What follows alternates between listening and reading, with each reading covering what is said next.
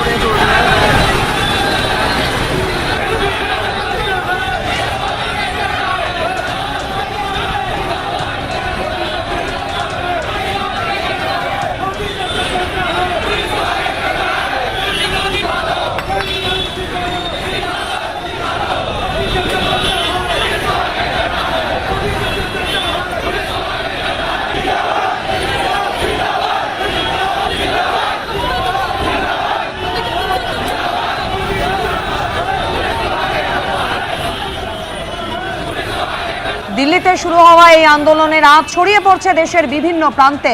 আন্দোলনের ঝাঁজ ক্রমশ বাড়ছে। ইতিমধ্যে দিল্লি মেট্রোর 17টি গুরুত্বপূর্ণ স্টেশন বন্ধ রাখার ঘোষণা করেছে দিল্লি মেট্রো রেল কর্পোরেশন। আজ সকাল 7:30টা থেকে অনির্দিষ্টকালের জন্য বন্ধ করে দেওয়া হয়েছে মেট্রো পরিষেবা। সকাল 7:30টা থেকে বন্ধ করে দেওয়া হয়েছে দিল্লির একাধিক মেট্রো স্টেশন।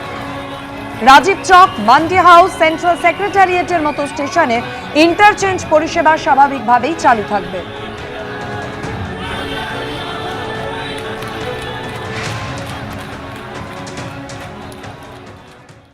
নিট প্রশ্ন ফাঁস কাণ্ডের প্রতিবাদে আন্দোলনের আঁচ এবার কলকাতায়। সরাসরি সেই ছবি আপনাদের দেখাবো। প্রতিনিধি কৃষ্ণেন্দু অধিকারী সঙ্গে রয়েছেন। কৃষ্ণেন্দু, কলকাতার রাজপথে ছাত্র আন্দোলন চলছে।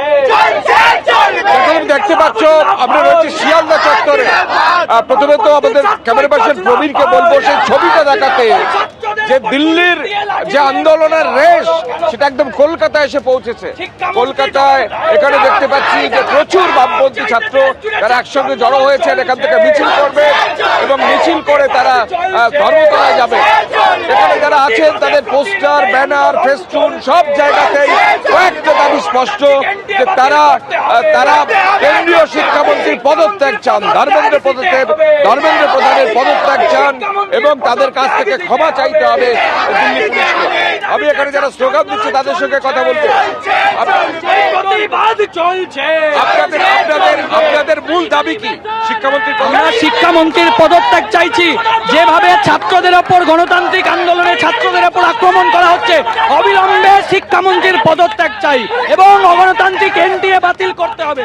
এই দাবিতে সারা রাজ্য জুড়ে, সারা দেশ জুড়ে আন্দোলন হচ্ছে। এবিপি আনন্দ, এগিয়ে থাকে, এগিয়ে রাখে।